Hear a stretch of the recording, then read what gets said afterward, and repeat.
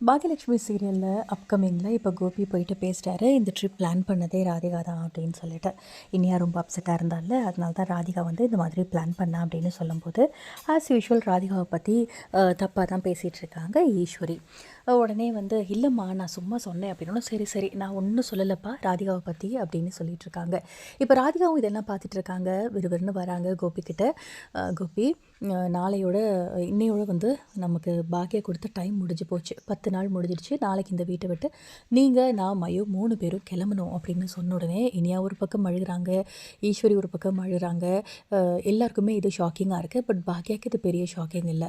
உடனே என்ன சொல்கிறீங்க என்ன அப்படின்னோடனே எல்லாருக்குமே ரொம்ப கஷ்டமாக இருக்குது. ஈஸ்வரி வந்து அதெல்லாம் இல்லை, கோபி இங்கே தான் இருக்க போகிறான் அப்படின்னு சொல்ல, இப்போது நம்ம கோபி வந்து சொல்கிறாரு, என்ன ராதிகா நம்ம இன்னும் கொஞ்ச நாள் இங்கே இருக்கலாமே அப்படின்னோடனே, இது பாக்யாவோட வீடு, அவங்க கொடுத்த கெடு முடிஞ்சு போச்சு அப்படின்னோடனே, நான் பேசி பார்க்குறேன் பாக்யா கிட்ட, இன்னும் கொஞ்ச நாள் நம்ம சும்மாவாக இருக்கோம், வாடகை கொடுத்துட்டு தானே இருக்கோம் அப்படின்னு சொல்கிறாரு.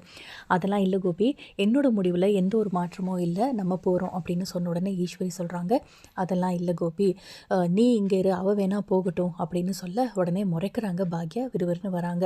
யார் யார் எந்தெந்த இடத்துல இருக்கணுமோ அங்கே இருந்தால் தான் மரியாதை, கிளம்புறதுனா கிளம்பட்டும் அப்படின்னு பாக்யா சொல்ல, அம்மா அப்படிங்கிறாங்க இனியா. உடனே சும்மா இரு இனியா அப்படின்னு சொல்கிறாங்க பாக்யா. இப்போ கோபி வந்து என்ன சொல்கிறதுனே தெரியல. ஒரு பக்கம் ஈஸ்வரி வந்து, கடவுளே இதெல்லாம் நான் பார்த்துட்டு உயிரோடு இருக்கணுமா, ஏங்க என்னை தனியாக விட்டுட்டு போனீங்க அப்படின்னு. ஈஸ்வரி வந்து ராமமூர்த்தியோட ஃபோட்டோவை பார்த்து அழுகிறாங்க. அம்மா ஏமா இப்படிலாம் சொல்கிற, அப்புறம் என்னடா ஏன் இப்படி வந்து என்னை பிரிஞ்சு போகணும்னு நினைக்கிற, அவள் ஏன்டா உன்னை பிரித்து கூட்டிகிட்டு போகிறா, அவளும் ஒரு பிள்ளையை பெற்றிருக்காள்ல, ஏன் என்னையை மட்டும் என் பிள்ளையை விட்டு பிரித்து இப்படி அதில் சந்தோஷம் பார்க்குறா அப்படின்னு ஈஸ்வரி அழுதுகிட்டே உள்ளுக்குள்ளே போயிடுறாங்க. இதையும் ராதிகா பார்த்துட்டு மேலே போயிடுறாங்க. ஒரு பக்கம் இனியா வந்து, அப்பா நீங்கள் போகவே கூடாது, நான் உங்கள் கூட இருந்தால் தான் நாங்கள் எல்லாருமே சந்தோஷமாக இருக்கோம், நிம்மதியாக இருக்கோம்ப்பா, ப்ளீஸ்ப்பா போகாதீங்க அப்படின்னு அழுகிறாங்க. இனியா இதுக்கு மேலே நீ எதுவும் பேசக்கூடாது, நீ மேலே போ அப்படின்னு சொல்லிடுறாங்க பாக்யா. இப்போ அழுதுச்சே இனியா வந்து மேலே போயிடுது. இன்னொரு பக்கம் ராதிகாவும் போயிடுறாங்க. கோபி போயிட்டு ஆஸ் யூஷுவல் கெஞ்சிக்கிட்டு இருக்காங்க ராதிகாட்ட, ஏன் ராதிகா இது சரியாக வருமா ராதிகா, ஏன் நாளைக்கு போகணும் அப்படின்னோடனே, இது பாக்யா பேரில் இருக்கிற வீடு, அவங்க 10 நாள் தானே டைம் கொடுத்தாங்க அப்படின்னோடனே, நான் போயிட்டு பாக்யா கிட்ட பேசுகிறேன் அப்படின்னு சொல்கிறாரு கோபி. இல்லை கோபி, பாக்யா தானே சொன்னாங்க, ஆமாம் கிளம்புங்க அப்படின்னு சொன்னாங்களே, இதுக்கு மேலே நீங்கள் எப்படி பேச முடியும், கொஞ்சமாவது யோசிச்சு பாருங்கள் கோபி, எத்தனை நாளைக்கு அப்படியே தள்ளி தள்ளி போட்டுட்டு நீங்கள் இந்த வீட்டில் இருக்க முடியும்னு நினைக்கிறீங்க, உங்களுக்கு வேணால் இது ஒரு குடும்பம் சந்தோஷமாக நீங்கள் இருக்கலாம், ஆனால் எனக்கு அப்படி கிடையாது, அப்பப்போ வந்துட்டு போங்க, நீங்கள் என்னோட இன்னொரு வீட்டுக்கு வந்தால் கூட எப்போல்லாம் உங்கள் குழந்தைங்களை பார்க்கணும் அப்படின்னு தோணுதோ அப்போல்லாம் வந்து நீங்கள் பார்த்துட்டு போங்க கோபி, அதுதானே நியாயம், நாளைக்கு நம்ம கிளம்புறதுல எந்த ஒரு மாற்றமுமே கிடையாது, நம்ம கிளம்பி போயிடலாம் கோபி அப்படின்னு ஒரு பக்கம் ராதிகா ரொம்ப ஸ்ட்ரிக்டாக சொல்லிடுறாங்க. கோபியால் இதை தாங்கிக்கவே முடியல. இன்னொரு பக்கம் ராதிகா ஒரு கேள்வி ஒன்று கேட்குறாங்க, கோபி இப்போ உங்களுக்கும் இது செகண்ட் மேரேஜ், எனக்கும் செகண்ட் மேரேஜ் தான், ஒருவேளை நான் என்னோட எக்ஸ் வீட்டில் இருந்துக்கிட்டு இங்கே தான் எனக்கு கம்ஃபர்டபுளாக இருக்குது, நான் உங்களோட வரமாட்டேன் அப்படின்னு சொன்னால் எப்படி இருக்கும், கேட்கவே அருவருப்பாக இருக்குல்ல கோபி, இதுக்கு மேலே நீங்கள் என்னை எதுவும் பேச வைக்காதீங்க, கிளம்புங்க அப்படின்னா தயவு செய்து கிளம்பிடுங்க, என்னை வந்து கஷ்டப்படுத்தாதீங்க கோபி, வேணா உங்கள் குடும்பத்தோடு இருக்கணும் அப்படின்னு நினச்சிங்கன்னா நீங்கள் எங்கே இருந்துக்கோங்க, நான் போயிடுறேன், நான் மயுவை கூட்டிகிட்டு நான் மட்டும் போயிடுறேன் அப்படின்னு சொல்கிறாங்க. ஸோ இன்னொரு பக்கம் வந்து ராதிகா சொல்லிட்டு போயிடுறாங்க, கோபிக்கு ரொம்ப கஷ்டமாக இருக்குது, நைட்டு ஃபுல்லாக அவங்க ஒரு பக்கம் தூங்கலை.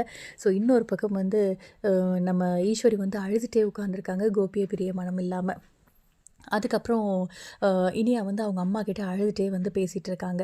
இனியா எப்போவுமே வந்து நம்ம உண்மையை புரிஞ்சுக்கணும் இனியா, மருந்துனா கஷ்டமாக தான் இருக்கும், அதை குடிச்சு தான் ஆகணும், யதார்த்தத்தோடு நம்ம பழகி தான் ஆகணும் இனியா, நான் சொல்கிறத கொஞ்சம் கேளு, நாளைக்கே உங்கள் அப்பா போகும்போது கிளம்பும் போது போகாதீங்க அப்படின்லாம் நீ எதுவுமே சொல்லக்கூடாது அப்படின்னோடனே பாக்யா தோளில் சாஞ்சிக்கிட்டே இனியா ஒரு பக்கம் அழுதுட்டு இருக்காங்க. ஸோ இன்னொரு பக்கம் பார்த்திங்க அப்படின்னா இனியாவுக்கு ரொம்ப ஆறுதலாக பேசுகிறாங்க. இனியாவும் சைட்லேருந்து மட்டும் யோசிக்கிற, ராதிகா ஆண்டிக்கும் மயுக்கும் ஒரு லைஃப் இருக்குது, அதையும் பார்க்கணும்ல நீ, இன்னொரு விஷயம், உங்கள் அப்பா ஹாஸ்பிட்டல்லேருந்து இங்கே கூட்டிகிட்டு வரும்போது எனக்கு எவ்வளோ கஷ்டமாக இருந்துச்சு, அதுக்கே எனக்கு அவ்வளோ கஷ்டமாக இருந்தது, அம்மாவை நினச்சி பாரு இனியா எவ்வளோ அன்கம்ஃபர்டபுளாக இருக்கும் அப்படின்னு சொல்லிட்டு, என்னோட நிலைமை யோசிச்சு பாரு இனியா அப்படின்னு பாக்யா ரொம்ப பொறுமையாக எடுத்து சொல்கிறாங்க. இன்னொரு விஷயம்னா, ராதிகாவோட உங்கள் குடும்பத்தோடு இருக்கும்போது எனக்கு அதை பார்க்கும்போது எப்படி இருக்கும், மற்றவங்க இடத்துலேருந்து யோசிச்சு பாருடா அப்படின்லாம் சொல்லும்போது இனியா எதுவுமே சொல்லாமல் பேசாமல் தூங்கிடுது. ஸோ வந்து அடுத்த நாள் காலையில் எல்லாருமே வராங்க. அதுக்கப்புறம் ஈஸ்வரி உட்காந்துருக்காங்க. கோபி வராரு. "கோபி நீ வந்து ராதிகாட்ட பேசி பார்த்தியா? ராதிகா என்ன சொன்னா?" அப்படின்னு வந்து ஒரு பக்கம் ஈஸ்வரி கேட்குறாங்க. இன்னொரு பக்கம் வந்து ஜெனி வந்து பேசிகிட்டு இருக்காங்க பாக்யா கிட்ட. "நைட்டு செலியனும் வந்து அப்பா இங்கேயே இருக்கட்டும் அப்படின்னு சொன்னார். நான் பிடிச்சி நல்லா கத்தி விட்டுட்டேன் ஆண்டி" அப்படின்னு ஜெனி பேச, உடனே செல்வியும் எப்போவும் மாதிரி வம்பிழுக்கிற மாதிரி பேசுகிறாங்க. "கோபி சார் முதலையும் இந்த வீட்டில் தான் இருந்தார். ஆனால் எனிமையாக இருந்தார். இப்போ வந்து எல்லாருக்கும் நல்லவராக இருக்கார்லக்கா" அப்படின்னோடனே "வாயை மூடு செல்வி" அப்படிங்கிற மாதிரி பாக்யா ஒரு பக்கம் சொல்ல, ஸோ இப்போ வந்து என்ன நடக்குது அப்படின்னா, கோபி கையை பிடிச்சிட்டு ஈஸ்வரி வந்து அழுதுகிட்டே இருக்காங்க. "நீ வந்து போகக்கூடாது கோபி, அம்மாவை பிரிஞ்சு நீ போயிடாத" அப்படிங்கிற மாதிரி ஒரு பக்கம் வந்து பேசிகிட்டே இருக்காங்க. கோபியுமே வந்து கண்ணெல்லாம் கலங்கி அழுக வருது. இந்த குடும்பத்தை விட்டு போகிறதுக்கு அவருக்கு மனசே இல்லை. ஆல்ரெடி இந்த குடும்பமே வேணாம் அப்படின்னு தான் ராதிகாவோட போனார். பட் அங்கே போயிட்டு இவருக்கு புத்தி வந்துருச்சு, நம்ம குடும்பம் மாதிரி வராது அப்படின்னு சொல்லிட்டு. இப்படி என்ன பண்ணுறதுன்னு தெரியல. பட் ராதிகாவோட போய் தான் ஆகணும் அப்படிங்கிற முடிவில் வந்து இருக்கார். ஸோ அப்கமிங்கில் ராதிகா வரப்போகிறாங்க. வந்த உடனே பேக்கெல்லாம் கையில் எடுத்துகிட்டு வரும்போது, "நான் போயிட்டு ரெடி ஆகிட்டு வந்துடுறேன் ராதிகா" அப்படின்னு கோபி சொல்ல போகிறாரு. "இல்லை கோபி, நீங்கள் இங்கே தான் இருக்க போகிறீங்க. இனியா உங்கள் டேடியை உங்ககிட்டே விட்டுட்டு போகிறேன்" அப்படின்னு சொல்லி மயுவை கூட்டிகிட்டு ராதிகா போக போகிறாங்க.